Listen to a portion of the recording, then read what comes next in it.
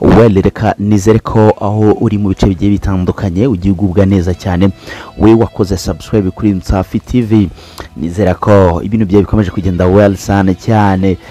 Aho ngiye ngusaba gukora subscribe kuri Msafi TV, hanyuma wowe utarakora subscribe nawe nicyo giye kugira ngo ukore subscribe kugira ngo ugikomeza kugenda ubona amakuru agiye acicikana cyangwa amakuru ari mara trending mba nagiye ngutegurira hanga. Uyu munsi tugiye kuza tuganire ku muramyi Ishimwe Vestine, turaza kuza tumugarukeho tumuvugeho byinshi bitewe na poste yashyize kuri status yiwe ya WhatsApp, aho turi bugaruke ku buzima yavuze ko atari bwiza, aho yavuze ko ubuzima bayemo atari bwo yifuje kuba yabamo. Turaza kuza tubigarukeho cyane, turaza kuza nanone tugaruke ku cyamamare, cyangwa nubwo yavuze ko adakunda kwamamara ukavuga ko ngo kwamamara atari ibintu byiza cyane. N'uwitwa Kitoko Bibarwa, aho yongeye gusiga imitima y'abamukurikirana umuziki nyarwanda no gutungurwa gukomeye nyuma yo gutangaza ko atapfa kwemera umwana we gukora icyo yise kwishora mu muziki, ndetse ko n'ubuzima bwe bwo kwamamara bumubera ikigeragezo gikomeye cyane. Weli cyane nkuko bisanzwe yakomeye ayo Safi Tiger TV ya yindi ni Msafi TV. Cyo ngusaba nta kindi no gukora subscribe, like na share, then tukabasha kuba twajyana mu biganiro byose mba ngenda gutegurira hangaha. Ari ibiganiro by'ubwenge bigiye bitandukanye, ari trending news, ari ibiganiro by'ubuvuzi, ewana n'ahandi wabisanga ni hano kuri Msafi TV kabisa. We'll be back nanone, reka nongere nguhikaze cyane wiwakoze subscribe kuri Msafi TV. Nizera ko ukomeje kugenda ugubwa neza cyane, aho ngiye kuza nkubwira kuri post y'uwitwa Ishimwe Vestine. Ni post iri mu rurimi rw'icyongereza, aho yanditse agira ati today the life I'm living is not the life I chose. I'm living in a bad situation and I didn't deserve this. I know I made a bad decision in my life, but it's okay. God allows something to happen so can learn. I have learned a lot. No man will ever lie to me again to destroy my life. The next man I chose to be with, I will first get to know him well, know his family, and know everything about him. No one will ever use me again. Ho! What is this? What is this? Ibi bintu narabibabwiye nukuvuga umuramyi yongeye kuvuga ku mibereho arimo, avuga ko atariyo yahisemo kandi ko yahuriyemo n'ibigeragezo bitari bikwiye. Yavuze ko yigeze gukora icyemezo kibi cyamugizeho ingaruka, ariko ko byose abifata nk'isomo Imana imuha kugira ngo akure. Vestine yatangaje ko yungutse isomo rikomeye ku rwego rw'umutima. Yemeza ko nta muntu uzongera kumubeshya cyangwa ngo amwangirize ubuzima ukundi. Yanavuze ko kandi ubutaha umuntu bazabana azabanza kumenya neza uwo bazaba bari kugirana urukundo, kumenya umuryango we no kumenya neza imiterere ye mbere yo gufata icyemezo. Yasoje avuga ko adashaka kongera gukoreshwa cyangwa kubabazwa ukundi. Ubundi ukigera kuri account ya Vestine wakirizwa n'amafoto ye n'umugabo we, none nta nimwe ikibaho zose yarazisibye. Muri no posts, as I told you narabibabwiye, at the man I chose to be with, the next man I will choose to be with, I will first get to know him well, know his family, and know everything about him. No one will ever use me again. Ati umugabo nzabana cyangwa nzongera guhitamo ngo tubane, nzabanza ngira igihe cyo kumumenya neza, menye umuryango we kandi menye buri kimwe kuri we. Ati kandi nanone nta mugabo n'umwe uzongera kunkoresha ukundi. Nukuvuga ngo especially exactly divorce yo tayari. Birumvikana neza cyane. Nukuvuga ngo nimba Dorcas yandika amagambo nk'aya ngaya, yandika ni uyu munsi ubuzima mbayemo ntabwo ari bwo nahisemo kubamo. Ati mbayeho mu buzima bubi. Ati ntabwo ari bwo ubuzima rimwe kuba ndimo. Ati nafashe icyemezo kibi ariko ntacyo bitwaye. Imana ireka ibintu ngo bibe kugira ngo umuntu yige. Ati rero njye nize byinshi, ati nta mugabo n'umwe uzongera kumbeshya ukundi cyangwa ngo adestroyinge ubuzima bwanjye. Aya ni amagambo ari kuri status yande ya Ishimwe Vestine. Tayari uyu mbere yuko ajya muri Vancouver yabivuzeho ubwo yari mu kiganiro na Mr. Murindahabi Irene, aravuga ati jewe murumuna wanjye Dorcas ndakwiyamye wa mwana we utashaka vuba, atuzazishora mu bintu by'ingo n'inkundo ukiri umwana muto.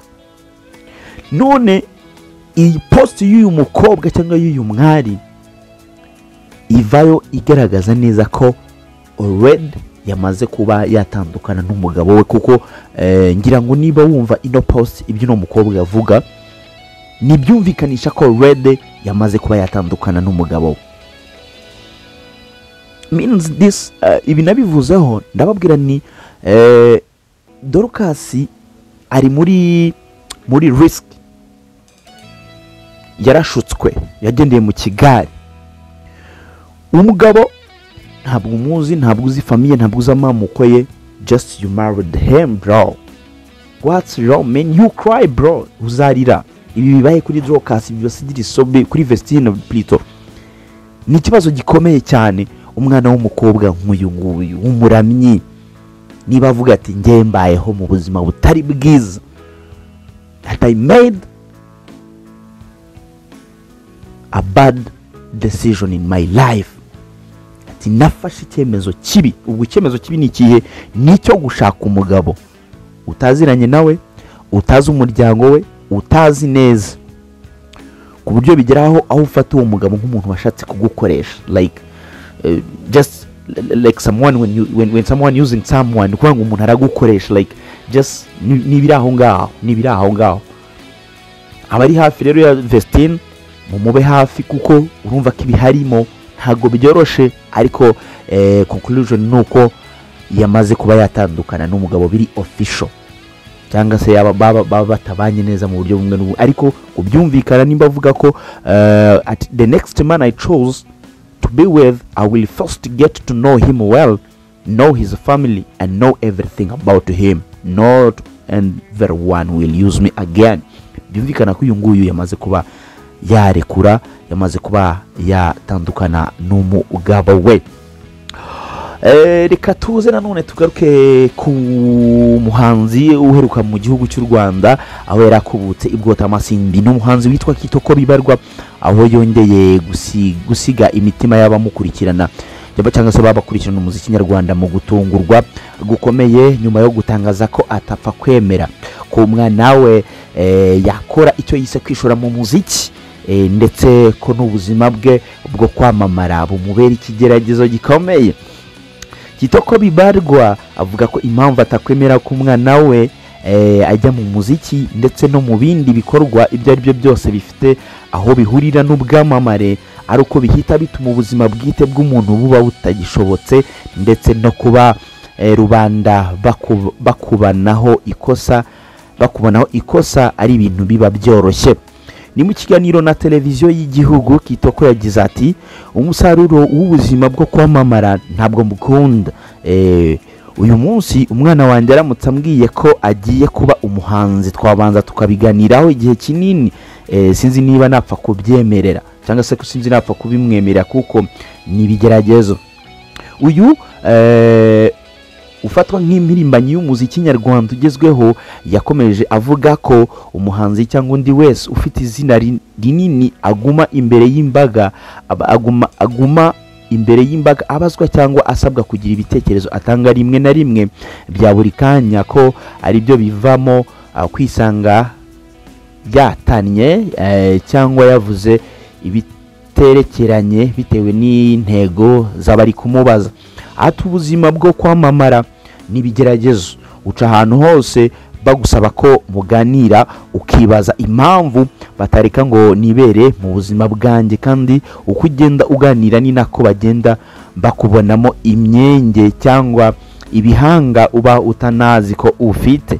Kitoko yagiriye inama urubyiruko n'undi wese wifuza kugera kuramamara ko atari ikintu cyo kwihutira, ndetse ko gisaba ugifite kugira ukundi kuntu yitwara cyangwa yitwararika kurusha mbere. Ati kwamamara ntabwo ari ikintu umuntu agomba kwirukanyira.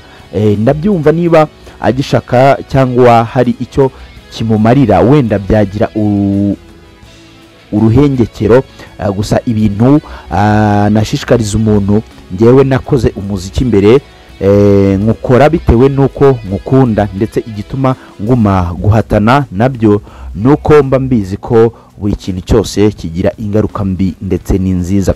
Kuwa 9 Ugushyingo umwaka 2025 nibwo nyuma y'imyaka 12 abarizwa mu Bwongereza aho yari yaragiye kwiga no guhatura, umuhanzi Kitoko Bibarwa yatashye mu Rwanda burundu. Uyu muhanzi wamenyekanye mu ndirimbo nka Kabuto anategerejwe mu gitaramo kizahurirwamo n'umuhanzi w'icyamamare Davido kizabera i Kigali ku itariki 5 Ukuboza mu mwaka wa 2025.